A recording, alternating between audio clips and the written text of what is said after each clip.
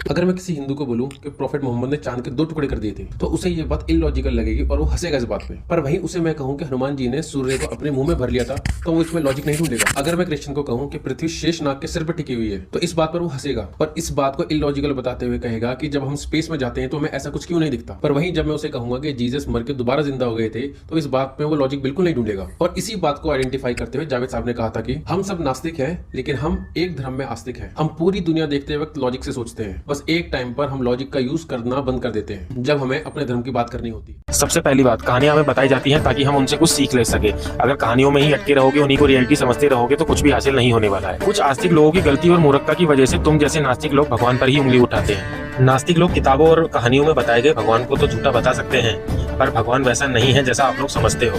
रही बात लॉजिक की, तो लॉजिक लगाने के लिए बुद्धि का इस्तेमाल करना पड़ता है और बुद्धि का कितना भी इस्तेमाल कर लो तुम भगवान के बारे में जान नहीं पाओगे। जैसे कंप्यूटर को बनाने वाला इंसान है, कंप्यूटर कितना भी आधुनिक क्यों ना हो जाए पर वो इंसान के बारे में सब कुछ नहीं जान सकता।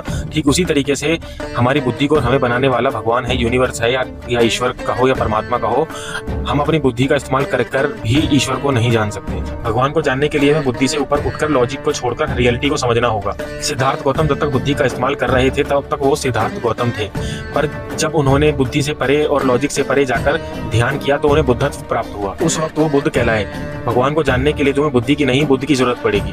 भगवान बुद्ध ने कभी नहीं कहा कि ईश्वर है, पर कभी भी ये दावा भी नहीं किया कि भगवान नहीं है। ओशो ने भी भगवान को नकारा है, पर किताब वाले भगवान, मंदिर वाले भगवान, मस्जिद वाले भगवान और चर्च वाले भगवान, सिर्फ इन्हीं भगवानों को ओशो ने नकारा है। ओशो हो या बुद्ध, वो भी तुम्हें ध्यान के द्वारा उस जगह पर ले जाने की बात कर रहे हैं जो तुम्हारी बुद्धि से परे है और जिसे साइंस कभी भी जान नहीं सकती। और रही बात किताबों और कहानियों की, तो मैं सभी धर्म की किताबों और कहानियों की इज्जत करता हूँ, सम्मान करता हूँ, पर वो सिर्फ हमें सीख देने के लिए है, अपने जीवन में कुछ सिखाने के लिए है, इससे ज्यादा और कुछ नहीं। हर हर महादेव।